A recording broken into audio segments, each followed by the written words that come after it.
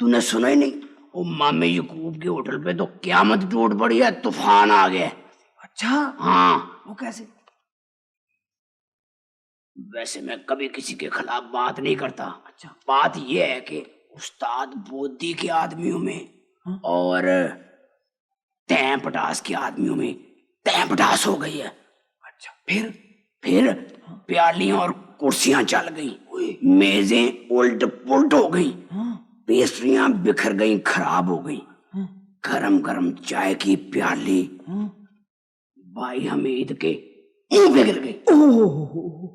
और पता क्या हुआ? उसका सारा का सारा मुंह लीला हो गया। कैसे लीला हो गया? मैंने उसके मुंह पर नील थोप दिया। चाचा करमू, हाँ, तूने आज दुकान नहीं खोली।